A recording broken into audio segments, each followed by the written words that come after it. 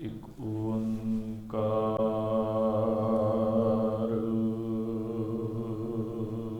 ਸਤਨਾਮ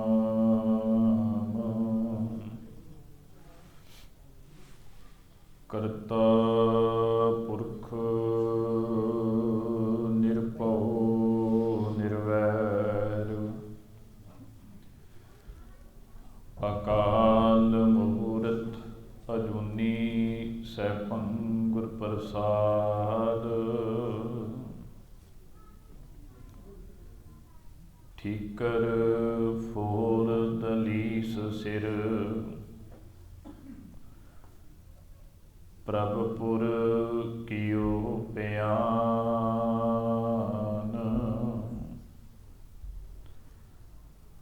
ਤੇਗ ਬਹਾਦਰ ਸੀ ਕਿਰਿਆ ਕਰੀ ਨਾ ਕਿਨਹੂ ਆਨ ਤੇਗ ਬਹਾਦਰ ਕੇ ਚਲਤ ਪਇਓ ਜਗਤ ਕੋ ਸੋਕ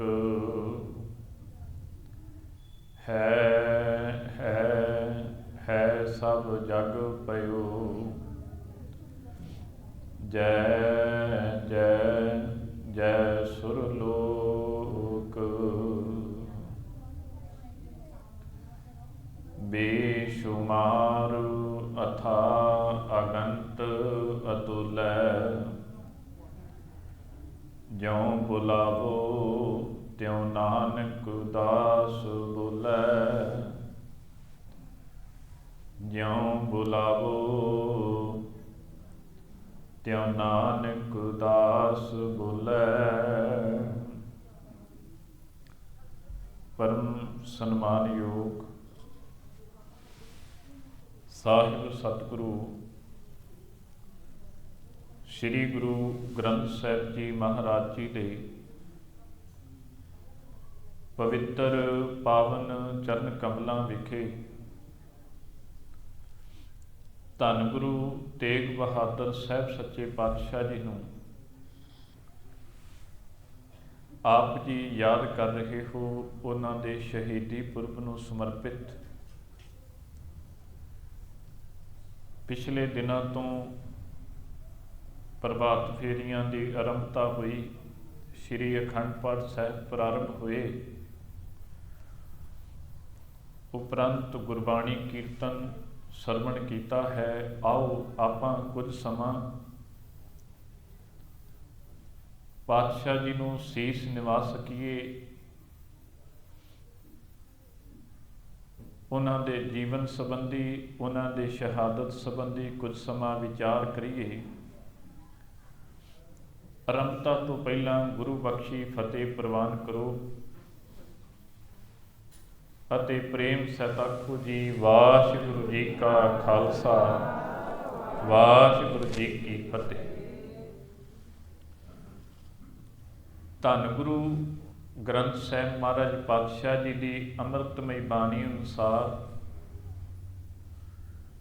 ਗੁਰ ਬਿਨ ਘੋਰ ਅੰਧਾਰ ਗੁਰੂ ਬਿਨ ਸਮਝ ਨਾ ਆਵੇ। ਗੁਰੂ ਤੋਂ ਬਿਨਾਂ ਹਨੇਰਾ ਹੈ। ਅਸਲੀਅਤ ਦੀ ਗੁਰੂ ਤੋਂ ਬਿਨਾਂ ਸਮਝ ਨਹੀਂ ਆ ਸਕਦੀ। ਜਦੋਂ ਇਸ ਸਮਾਜ ਦੇ ਅੰਦਰ ਔਰੰਗਜ਼ੇਬ ਬਾਦਸ਼ਾਹ ਸਮੁੱਚੇ ਸੰਸਾਰ ਨੂੰ ਇਸਲਾਮ ਦੇ ਵਿੱਚ ਬਦਲਣਾ ਚਾਹੁੰਦਾ ਹੈ, ਸਮੁੱਚੇ ਸੰਸਾਰ ਭਰ ਦੇ ਲੋਕਾਂ ਨੂੰ ਮੁਸਲਮਾਨ ਬਣਾਉਣ ਦੀ ਉਹਨੇ ਜਿੱਦ ਕੀਤੀ ਹੈ ਤੇ ਆਰੰਭਤਾ ਉਹਨੇ ਕਸ਼ਮੀਰ ਤੋਂ ਕੀਤੀ, ਕਿਉਂਕਿ ਹਿੰਦੂ ਧਰਮ ਦਾ ਬੋਲਬਾਲਾ ਬਹੁਤ ਜ਼ਿਆਦਾ ਸੀ। ਹਿੰਦੂ ਧਰਮ ਦੇ ਕੁਝ ਆਗੂ ਲੋਕ, ਵਿਦਵਾਨ ਪੁਰਸ਼ ਜਿਹੜੇ ਸਮੁੱਚੇ ਹਿੰਦੂ ਧਰਮ ਨੂੰ ਉਪਦੇਸ਼ ਦਿੰਦੇ ਸੀ, ਉਹ ਕਸ਼ਮੀਰ ਦੀ ਧਰਤੀ ਤੇ ਰਹਿੰਦੇ ਸਨ ਤੇ ਇਹਨੇ ਕਸ਼ਮੀਰ ਤੋਂ ਆਰੰਭਤਾ ਕੀਤੀ ਕਿ ਆਪਾਂ ਜਦੋਂ ਇਹਨਾਂ ਦੇ ਆਗੂਆਂ ਨੂੰ, ਜਦੋਂ ਇਹਨਾਂ ਨੂੰ ਉਪਦੇਸ਼ ਦੇਣ ਵਾਲਿਆਂ ਨੂੰ, ਜਦੋਂ ਇਹਨਾਂ ਦਾ ਪ੍ਰਚਾਰ ਕਰਨ ਵਾਲਿਆਂ ਨੂੰ ਮੁਸਲਮਾਨ ਬਣਾ ਲਿਆ ਤੇ ਦੂਜਿਆਂ ਨੂੰ ਬਣਾਉਣਾ ਆਪਣੇ ਲਈ ਬਹੁਤ ਸੁਖਾਲਾ ਤੇ ਸੁਖੈਨ ਹੋਵੇਗਾ। ਬਹੁਤ ਸਾਰੇ ਲੋਕ ਡਰਦੇ ਹੋਏ ਆਪਣਾ ਜੰਝੂ ਤਿਆਗ ਦਿੰਦੇ ਆ ਤੇ ਮੁਸਲਮਾਨ ਧਰਮ ਨੂੰ ਧਾਰਨ ਕਰ ਲੈਂਦੇ ਆ। ਕੁਝ ਡਰੇ ਹੋਏ ਕਿਰਪਾ ਰਾਮ ਪੰਡਤ ਦੀ ਅਗਵਾਈ ਥੱਲੇ ਅਮਰਨਾਥ ਦੇ ਮੰਦਰ ਵਿੱਚ ਜਾ ਕੇ ਅਮਰਤਨਾਥ ਦੇ ਪੁਜਾਰੀਆਂ ਨੂੰ ਕਹਿੰਦੇ ਨੇ ਕਿ ਅੱਜ ਤੁਸੀਂ ਸ਼ਿਵ ਭਗਵਾਨ ਅੱਗੇ ਇਸ ਧਰਮ ਦੀ ਚੜ੍ਹਦੀ ਕਲਾ ਦੇ ਲਈ ਜੋਦੜੀ ਕਰੋ, ਪ੍ਰਾਰਥਨਾ ਕਰੋ, ਤਾਂ ਕਿ ਉਹ ਸਾਡੇ ਇਸ ਧਰਮ ਦੀ ਡੁੱਬਦੀ ਹੋਈ ਨਈਆ ਨੂੰ ਪਾਰ ਲਾ ਸਕਣ। ਅਮਰਨਾਥ ਦੇ ਪੁਜਾਰੀ ਉਹਨਾਂ ਪੰਡਤ ਕਿਰਪਾ ਰਾਮ ਵਰਗਿਆਂ ਨੂੰ ਤੇ ਨਾਲ ਆਇਆਂ ਹੋਇਆਂ ਨੂੰ ਕਹਿੰਦੇ ਨੇ ਕਿ ਇੱਥੇ ਕੋਈ ਤੁਹਾਡੀ ਜੋਦੜੀ ਨਹੀਂ ਕੀਤੀ ਜਾ ਸਕਦੀ। ਜੇ ਆਪਣੇ ਧਰਮ ਨੂੰ ਕਾਇਮ ਰੱਖਣਾ ਚਾਹੁੰਦੇ ਹੋ ਤੇ ਜਾਓ ਗੁਰੂ ਨਾਨਕ ਪਾਤਸ਼ਾਹ ਜੀ ਦੀ ਸ਼ਰਨ ਵਿੱਚ, ਜਿਸ ਗੁਰੂ ਨਾਨਕ ਪਾਤਸ਼ਾਹ ਜੀ ਦੇ ਕਹਿਣ ਤੇ ਬਹੁਤ ਸਾਰੇ ਲੋਕਾਂ ਨੇ ਇਸ ਜੰਝੂ ਦਾ ਤਿਆਗ ਕੀਤਾ ਸੀ। ਉਹਨਾਂ ਦੀ ਸ਼ਰਨ ਵਿੱਚ ਜਾਓ, ਉਹ ਤੁਹਾਡੇ ਧਰਮ ਦੀ ਰੱਖਿਆ ਕਰ ਸਕਦੇ ਹੈ। ਪੰਡਤ ਕਿਰਪਾ ਰਾਮ ਦੀ ਅਗਵਾਈ ਥੱਲੇ ਬਹੁਤ ਸਾਰੇ ਕਸ਼ਮੀਰ ਦੇ ਕੁਝ ਉੱਚ ਕੋਟੀ ਦੇ ਬ੍ਰਾਹਮਣ ਧੰਨ ਗੁਰੂ ਤੇਗ ਬਹਾਦਰ ਸਾਹਿਬ ਸੱਚੀ ਸਰਕਾਰ ਦੀ ਸ਼ਰਨ ਵਿੱਚ ਆਉਂਦੇ। ਉਹਨਾਂ ਆ ਕੇ ਉੱਥੇ ਬੇਨਤੀ ਕੀਤੀ। ਉਹਨਾਂ ਦੀ ਪੁਕਾਰ ਨੂੰ ਪਾਤਸ਼ਾਹ ਨੇ ਸੁਣਿਆ, ਕਿਉਂਕਿ ਪੁਕਾਰ ਕਰਾਂਗੇ ਤੇ ਪਾਤਸ਼ਾਹ ਸੁਣਨਗੇ, ਤੇ ਜੇ ਪੁਕਾਰ ਨਹੀਂ ਤੇ ਪਾਤਸ਼ਾਹ ਵੀ ਨਹੀਂ ਸੁਣਦਾ। ਉਹਨਾਂ ਪ੍ਰੇਮ ਨਾਲ ਬੇਨਤੀ ਕੀਤੀ ਤੇ ਗੁਰੂ ਤੇਗ ਬਹਾਦਰ ਪਾਤਸ਼ਾਹ ਜੀ ਬਚਨ ਕਰਦੇ ਹੈ ਕਿ ਤੁਹਾਡੀ ਇਸ ਡੁੱਬਦੀ ਹੋਈ ਨਈਆ ਨੂੰ ਪਾਰ ਲਾਇਆ ਜਾ ਸਕਦਾ ਹੈ, ਪਰ ਜੇ ਕੋਈ ਕਰਨੀ ਵਾਲਾ ਪੁਰਸ਼, ਭਜਨ ਬੰਦਗੀ ਕਰਨ ਵਾਲਾ ਪੁਰਸ਼, ਨਾਮ ਬਾਣੀ ਦਾ ਅਭਿਆਸੀ ਆਪਣੇ ਆਪ ਦੀ ਸ਼ਹਾਦਤ ਦੇਵੇ, ਆਪਣੇ ਆਪ ਦੀ ਕੁਰਬਾਨੀ ਦੇਵੇ। ਗੁਰੂ ਗੋਬਿੰਦ ਰਾਏ ਪਾਤਸ਼ਾਹ ਅਜੇ ਗੁਰੂ ਗੋਬਿੰਦ ਸਿੰਘ ਨਹੀਂ ਬਣੇ, ਗੁਰੂ ਵੀ ਨਹੀਂ ਬਣੇ, ਸਿਰਫ ਗੋਬਿੰਦ ਰਾਏ ਨੇ। ਛੋਟੀ ਉਮਰ ਹੈ। ਆਪਣੇ ਪਿਤਾ ਗੁਰੂ ਨੂੰ ਬੇਨਤੀ ਕਰਦੇ ਆ, ਗੁਰਦੇਵ ਆਪ ਜੀ ਤੋਂ ਵੱਧ ਕੇ ਬਲਸ਼ਾਲੀ, ਭਜਨ ਬੰਦਗੀ ਕਰਨ ਵਾਲਾ, ਨਾਮ ਬਾਣੀ ਦਾ ਅਭਿਆਸੀ ਦੁਨੀਆ ਵਿੱਚ ਕੋਈ ਨਹੀਂ, ਤੇ ਅੱਜ ਤੁਸੀਂ ਕਿਰਪਾ ਕਰਕੇ ਇਹਨਾਂ ਦੀ ਡੁੱਬਦੀ ਹੋਈ ਨਈਆ ਨੂੰ ਪਾਰ ਲਾ ਸਕਦੇ ਹੋ, ਤੇ ਮਿਹਰ ਕਰੋ।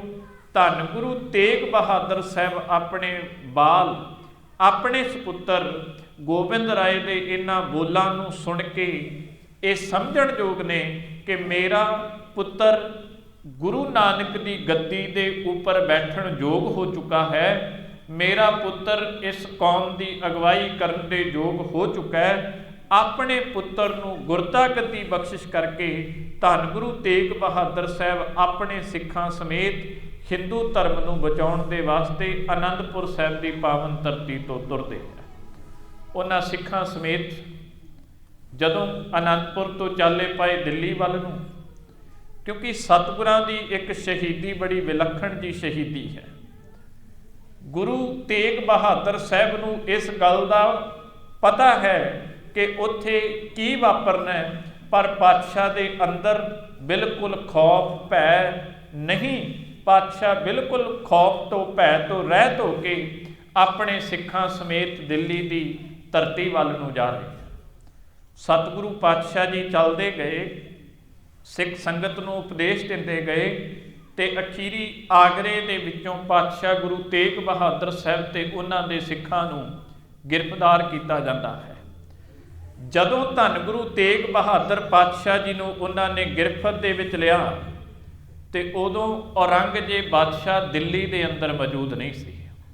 ਹੈ ਮੁਲਕ ਦਾ ਬਾਦਸ਼ਾਹ, ਸ਼ਹੀਦੀ ਔਰੰਗਜ਼ੇਬ ਦੇ ਹੁਕਮ ਨਾਲ ਹੋਣੀ ਹੈ, ਪਰ ਉਦੋਂ ਔਰੰਗਜ਼ੇਬ ਬਾਦਸ਼ਾਹ ਹਸਨ ਅਬਦਾਲ ਦੇ ਵਿੱਚ ਗਿਆ ਹੋਇਆ ਸੀ, ਤੇ ਉੱਥੇ ਧੰਨ ਗੁਰੂ ਤੇਗ ਬਹਾਦਰ ਪਾਤਸ਼ਾਹ ਜੀ ਨੂੰ ਗ੍ਰਿਫਤਾਰ ਕਰਕੇ ਇੱਕ ਹਵੇਲੀ ਹੈ ਪੁਰਾਣੀ, ਜਿਹਦੇ ਪਰਥਾਏ ਪ੍ਰਚਾਰ ਕੀਤਾ ਗਿਆ ਕਿ ਇਹ ਭੂਤਾਂ ਵਾਲੀ ਹਵੇਲੀ। ਧੰਨ ਗੁਰੂ ਤੇਗ ਬਹਾਦਰ ਪਾਤਸ਼ਾਹ ਜੀ ਨੂੰ ਉਸ ਹਵੇਲੀ ਦੇ ਵਿੱਚ ਉਹਨਾਂ ਨੇ ਕੈਦ ਕਰ ਦਿੱਤਾ।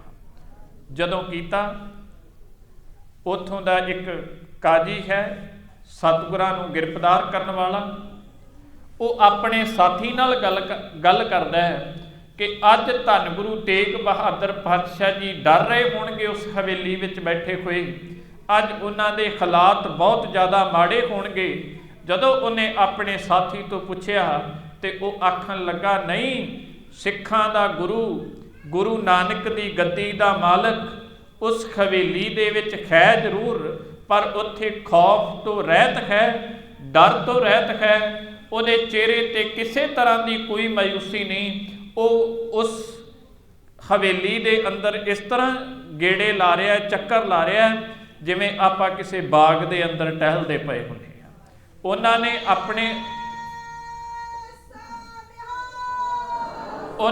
ਆਪਣੇ ਆਪ ਦੇ ਵਿੱਚ ਇਸ ਤਰੀਕੇ ਗ੍ਰਿਫਤਾਰ ਕੀਤਾ ਸੀ, ਹਵੇਲੀ ਵਿੱਚ ਬੰਦ ਕੀਤਾ ਸੀ ਕਿ ਧੰਨ ਗੁਰੂ ਤੇਗ ਬਹਾਦਰ ਪਾਤਸ਼ਾਹ ਜੀ ਇੱਥੇ ਭੈਭੀਤ ਹੋ ਜਾਣਗੇ, ਡਰ ਜਾਣਗੇ। ਜਦੋਂ ਡਰ ਗਏ ਤੇ ਉਹਨਾਂ ਨੇ ਇਸਲਾਮ ਨੂੰ ਬਹੁਤ ਛੇਤੀ ਕਬੂਲ ਕਰ ਲੈਣਾ, ਉਹਨਾਂ ਨੇ ਕਰਾਮਾਤਾਂ ਵਿਖਾਉਣ ਨੂੰ ਤਿਆਰ ਹੋ ਜਾਣਾ। ਉਹ ਹਿੰਦੂ ਧਰਮ ਦਾ ਜਿਹੜਾ ਫੜੀ ਕੋਈ ਬਾਂਹ ਨੂੰ ਛੱਡ ਦੇਣਗੇ, ਪਰ ਉਹਨਾਂ ਦੇ ਅੰਦਰ ਇਸ ਤਰ੍ਹਾਂ ਦਾ ਕੋਈ ਖਿਆਲ ਨਹੀਂ ਸੀ ਕਿ ਪਾਤਸ਼ਾਹ ਇੱਥੇ ਭੈ ਤੋਂ ਰਹਿਤ ਹੋ ਕੇ ਵਿਚਰਨਗੇ। ਕੁਝ ਦਿਨਾਂ ਤੋਂ ਬਾਅਦ ਧੰਨ ਗੁਰੂ ਤੇਗ ਬਹਾਦਰ ਪਾਤਸ਼ਾਹ ਜੀ ਦੇ ਨਾਲ ਦੇ ਸਾਥੀ ਸਿੱਖਾਂ ਨੇ ਭਾਈ ਸਤੀ ਦਾਸ, ਭਾਈ ਮਤੀ ਦਾਸ ਅਤੇ ਭਾਈ ਦਇਆਲਾ ਜੀ ਨੂੰ, ਉਹਨਾਂ ਨੂੰ ਵੱਖ-ਵੱਖ ਤਰੀਕਿਆਂ ਦੇ ਨਾਲ ਤਸ਼ੱਦਦ ਦੇ ਕਰਕੇ ਭਾਈ ਮਤੀ ਦਾਸ ਦੇ 2 ਫੱਟਿਆਂ ਦੇ ਵਿੱਚ ਉਹਨਾਂ ਦੇ ਸਰੀਰ ਨੂੰ ਕੱਸ ਕੇ, ਬਾਹਾਂ ਨੂੰ ਬੰਨ੍ਹ ਕੇ ਆਰੇ ਦੇ ਨਾਲ ਭਾਈ ਮਤੀ ਦਾਸ ਦੇ ਸਰੀਰ ਨੂੰ ਵਿੱਚੋਂ ਬੀਚ ਤੋਂ ਚੀਰ ਦਿੱਤਾ। ਭਾਈ ਮਤੀ ਦਾਸ ਤੋਂ ਬਾਅਦ ਭਾਈ ਸਤੀ ਦਾਸ ਵਰਗੇ ਮਹਾਨ ਗੁਰਸਿੱਖਾਂ ਨੂੰ ਉਹਨਾਂ ਨੇ ਧੰਨ ਗੁਰੂ ਤੇਗ ਬਹਾਦਰ ਪਾਤਸ਼ਾਹ ਜੀ ਦੇ ਪਿਆਰਿਆਂ ਨੂੰ ਉਹਨਾਂ ਨੇ ਰੂਹ ਦੇ ਵਿੱਚ ਲਪੇਟ ਕੇ ਅੱਗ ਲਾ ਦਿੱਤੀ ਅਤੇ ਭਾਈ ਦਇਆਲਾ ਜੀ ਨੂੰ ਉਹਨਾਂ ਨੇ ਉਬਲਦੀ ਕੋਈ ਦੇਗ ਦੇ ਵਿੱਚ ਬਿਠਾ ਕਰਕੇ ਥੱਲੇ ਤੇਜ਼ ਅੱਗ ਬਾਲ ਕੇ ਉਹਨਾਂ ਨੂੰ ਉੱਥੇ ਉਹਨਾਂ ਦੇ ਸਰੀਰ ਨੂੰ ਉਬਾਲ ਦਿੱਤਾ। ਧੰਨ ਗੁਰੂ ਤੇਗ ਬਹਾਦਰ ਪਾਤਸ਼ਾਹ ਜੀ ਦੇ ਤਿੰਨੋਂ ਗੁਰਸਿੱਖ ਗੁਰਬਾਣੀ ਦਾ ਜਾਪ ਜਪਦੇ, ਗੁਰੂ ਨੂੰ ਆਪਣੇ ਸਨਮੁਖ ਰੱਖ ਕੇ ਸ਼ਹੀਦੀ ਦਾ ਜਾਮ ਪੀ ਗਏ। ਉਹਦੇ ਤੋਂ 8 ਦਿਨਾਂ ਤੋਂ ਬਾਅਦ ਧੰਨ ਗੁਰੂ ਤੇਗ ਬਹਾਦਰ ਪਾਤਸ਼ਾਹ ਜੀ ਦੀ ਸ਼ਹੀਦੀ ਹੁੰਦੀ ਹੈ। ਸਤਿਗੁਰਾਂ ਨੂੰ ਉਹਨਾਂ ਨੇ ਉਸ ਹਵੇਲੀ ਦੇ ਵਿੱਚੋਂ ਬਾਹਰ ਲੈ ਕੇ ਆਂਦਾ ਤੇ ਇੱਕ ਪਿੰਜਰੇ ਦੇ ਵਿੱਚ ਪਾਤਸ਼ਾਹ ਜੀ ਨੂੰ ਉਹਨਾਂ ਨੇ ਕੈਦ ਕੀਤਾ। ਉਹ ਜਿਹੜਾ ਪਿੰਜਰਾ ਹੈ, ਨਾ ਉਹਦੇ ਵਿੱਚ ਬੈਠਿਆ ਜਾ ਸਕਦਾ, ਨਾ ਠੀਕ ਤਰੀਕੇ ਉਹਦੇ ਵਿੱਚ ਖੜਿਆ ਜਾ ਸਕਦਾ। ਉਹ ਬੈਠਣ ਦੇ ਵਿੱਚ ਵੀ ਮੁਸ਼ਕਲ, ਕਿਉਂਕਿ ਉਹਦੇ ਅੰਦਰ ਤਿੱਖੇ ਸੂਏ ਲੱਗੇ ਹੋਏ ਆ, ਕਿੱਲਾਂ ਲੱਗੀਆਂ ਹੋਈਆਂ।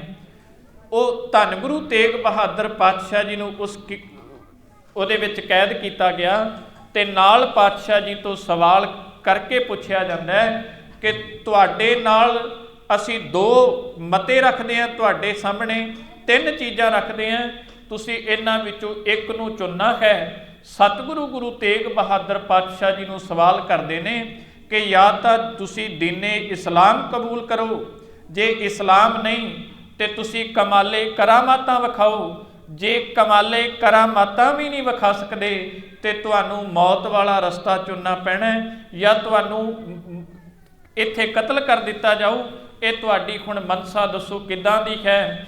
ਜਦੋਂ ਧੰਨ ਗੁਰੂ ਤੇਗ ਬਹਾਦਰ ਪਾਤਸ਼ਾਹ ਇਹ ਸੁਣਦੇ ਨੇ ਤੇ ਆਪਣੀ ਰਸਨਾ ਤੋਂ ਜਵਾਬ ਦਿੰਦੇ ਆ ਉਹਨਾਂ ਨੂੰ ਕਿ ਭਾਈ, ਜੇ ਮੈਂ ਇਸਲਾਮ ਕਬੂਲ ਕਰਦਾ ਤੇ ਮੇਰੀ ਇਸ ਕੌਮ ਦੀ ਬਾਹਰੀ ਤੌਰ ਤੇ ਮੌਤ ਹੋ ਜਾਂਦੀ ਹੈ, ਜੇ ਕਮਾਲੇ ਕਰਾਮਾਤਾਂ ਵਿਖਾਉਣਾ ਤੇ ਮੇਰੀ ਕੌਮ ਦੀ ਆਤਮਿਕ ਤੌਰ ਤੇ ਮੌਤ ਹੋ ਜਾਂਦੀ ਹੈ। ਨਾ ਮੈਂ ਇਸ ਕੌਮ ਨੂੰ ਆਤਮਿਕ ਤੌਰ ਤੇ ਮਰਿਆ ਦੇਖ ਸਕਦਾ, ਨਾ ਸਰੀਰ ਕਰਕੇ ਇਹਨੂੰ ਮਰਿਆ ਦੇਖ ਸਕਦਾ।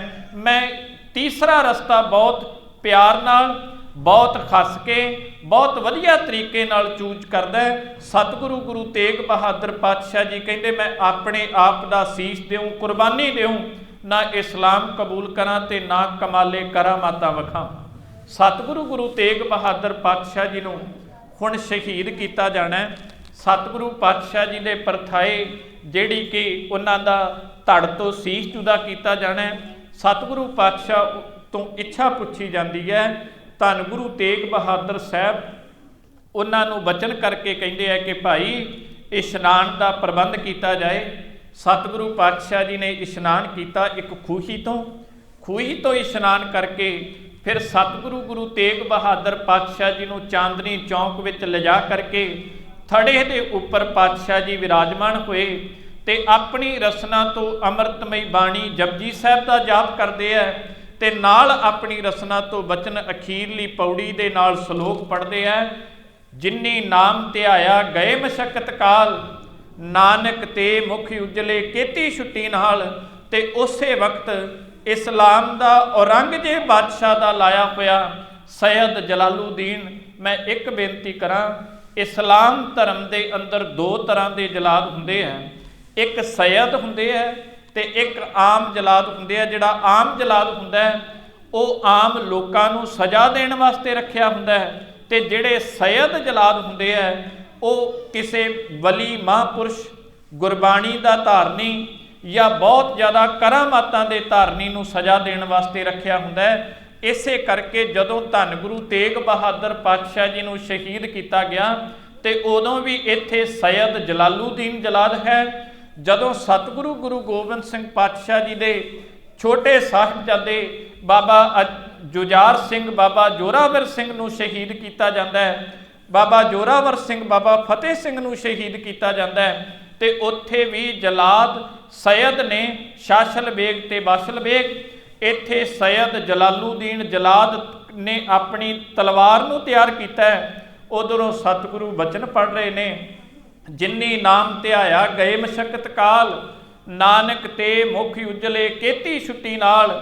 ਕਹਿ ਕੇ ਜਿਵੇਂ ਪਾਤਸ਼ਾਹ ਨੇ ਆਪਣਾ ਸੀਸ ਉਸ ਅਕਾਲ ਪੁਰਖ ਨੂੰ ਝੁਲਾਇਆ, ਝੁਕਾਉਣ ਦੇ ਨਾਲ ਪਿੱਛੇ ਖੜਿਆ ਹੋਇਆ ਜਲਾਦ ਜਲਾਲੂਦੀਨ, ਸੈਯਦ ਜਲਾਲੂਦੀਨ ਬਹੁਤ ਤੇਜ਼ੀ ਨਾਲ ਕਿਰਪਾਨ ਘਮਾਉਂਦਾ ਹੈ ਤੇ ਸਤਿਗੁਰੂ ਗੁਰੂ ਤੇਗ ਬਹਾਦਰ ਪਾਤਸ਼ਾਹ ਜੀ ਦਾ ਜਿਹੜਾ ਸੀਸ ਹੈ ਉਹ ਧੜ ਦੇ ਨਾਲੋਂ ਇੱਕੋ ਵਾਰ ਦੇ ਨਾਲ ਜੁਦਾ ਕਰ ਦਿੰਦਾ ਹੈ। ਉੱਥੇ ਸਤਿਗੁਰਾਂ ਦਾ ਧੜ ਵੱਖ ਹੋ ਗਿਆ ਤੇ ਗੁਰਦੇਵ ਪਾਤਸ਼ਾਹ ਜੀ ਦਾ ਜਿਹੜਾ ਸੀਸ ਹੈ ਉਹ ਵੱਖ ਪਿਆ। ਚਾਂਦਨੀ ਚੌਂਕ ਹੈ ਇਹ ਚਾਂਦਨੀ ਚੌਂਕ ਵੀ ਇੱਕ ਬਾਦਸ਼ਾਹ ਸ਼ਾਹਜਹਾਂ ਦੀ ਬੇਟੀ ਨੇ ਇਸ ਨੂੰ ਚਾਂਦਨੀ ਚੌਂਕ ਦਾ ਨਾਮ ਦਿੱਤਾ ਸੀ, ਕਿਉਂਕਿ ਇੱਥੇ ਇੱਕ ਚੰਦ ਦੀ ਆਕਾਸ਼ ਦੇ ਵਿੱਚੋਂ ਵੱਖਰੀ ਜਿਹੀ ਤਰ੍ਹਾਂ ਦੀ ਰੌਸ਼ਨੀ ਪੈਂਦੀ ਸੀ। ਇੱਥੇ ਇੱਕ ਪਾਣੀ ਦਾ ਛੋਟਾ ਜਿਹਾ ਚਬੂਤਾ ਬਣਿਆ ਹੋਇਆ ਸੀ।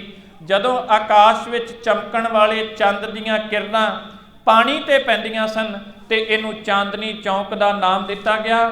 ਉੱਥੇ ਸਤਿਗੁਰੂ ਗੁਰੂ ਤੇਗ ਬਹਾਦਰ ਪਾਤਸ਼ਾਹ ਜੀ ਦਾ ਜਦੋਂ ਧੜ ਦੇ ਨਾਲੋਂ ਸੀਸ ਜੁਦਾ ਹੋਇਆ, ਬਹੁਤ ਵੱਡੀ ਤਾਦਾਦ ਦੇ ਵਿੱਚ ਲੋਕ ਇਹਨੂੰ ਵੇਖਣ ਵਾਸਤੇ ਇਕੱਤਰ ਹੋਏ।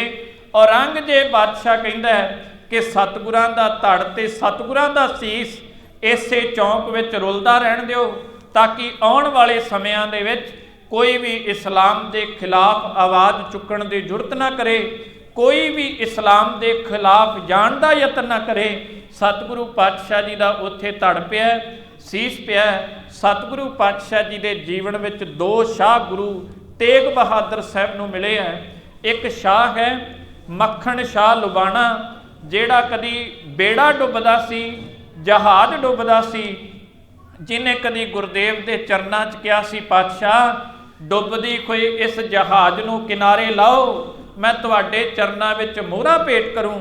ਉਹ ਸ਼ਾਹ ਧੰਨ ਗੁਰੂ ਤੇਗ ਬਹਾਦਰ ਸਾਹਿਬ ਮਹਾਰਾਜ ਦੀ ਸ਼ਰਨ ਵਿੱਚ ਆਇਆ ਸੀ। ਇੱਕ ਸ਼ਾਹ ਉਹ ਹੈ ਜਿਹੜਾ ਲੱਖੀ ਸ਼ਾਹ ਬਣਜਾਰਾ ਹੈ। ਧੰਨ ਗੁਰੂ ਤੇਗ ਬਹਾਦਰ ਸਾਹਿਬ ਪਾਤਸ਼ਾਹ ਜੀ ਦੇ ਨਾਲ ਇਹਨਾਂ ਦਾ ਦੋਹਾਂ ਸ਼ਾਹਾਂ ਦਾ ਬਹੁਤ ਗੂੜਾ ਸੰਬੰਧ ਹੈ। ਸਤਿਗੁਰੂ ਗੁਰੂ ਤੇਗ ਬਹਾਦਰ ਸਾਹਿਬ ਮਹਾਰਾਜ ਜਦੋਂ ਉੱਥੇ ਧੜ ਤੋਂ ਸੀਸ ਜੁਦਾ ਹੋਇਆ ਤੇ ਸਤਿਗੁਰੂ ਪਾਤਸ਼ਾਹ ਜੀ ਦਾ ਪਿਆਰਾ ਸਿੱਖ ਭਾਈ ਜੈਤਾ ਜੀ, ਉਹ ਵੀ ਆਪਣੇ ਆਪ ਦੇ ਅੰਦਰ ਨੂੰ ਲਾਂਤਾਂ ਦਿੰਦਾ ਹੈ, ਅੰਦਰ ਆਤਮੇ ਨੂੰ ਕਹਿੰਦਾ ਹੈ ਕਿ ਸਿੱਖ ਹੋਣ ਦਾ ਵੀ ਕੀ ਲਾਭ ਜੇ ਆਪਦੇ ਗੁਰੂ ਦਾ ਸੀਸ ਇਸ ਧੜ ਦਾ ਸੀਸ ਅਤੇ ਧੜ ਨੂੰ ਇਸ ਚੌਂਕ ਦੇ ਵਿੱਚ ਰੁਲਦੇ ਰਹਿਣ ਦੇਣਾ ਚਾਹੀਦਾ ਹੈ। ਆਪਣੇ ਗੁਰੂ ਦਾ ਸਿੱਖ ਹੋਣ ਦਾ ਕੀ ਲਾਭ? ਲੱਖੀ ਸ਼ਾਹ ਬਣਜਾਰਾ ਵੀ ਕਹਿੰਦਾ ਜੇ ਆਪਦੇ ਗੁਰੂ ਦਾ ਧਾੜੀ ਇਸ ਚੌਂਕ ਦੇ ਵਿੱਚ ਰੁਲਦਾ ਰਿਹਾ।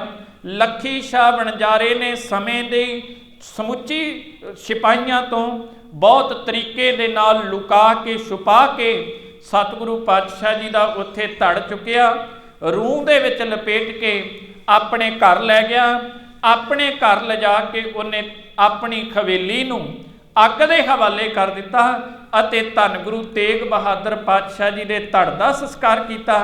ਭਾਈ ਜੈਤਾ ਜੀ ਉੱਥੋਂ ਧੰਨ ਗੁਰੂ ਤੇਗ ਬਹਾਦਰ ਪਾਤਸ਼ਾਹ ਜੀ ਦਾ ਸੀਸ ਚੁੱਕ ਕੇ ਆਨੰਦਪੁਰ ਸਾਹਿਬ ਵੱਲ ਨੂੰ ਹੋ ਤੁਰੇ।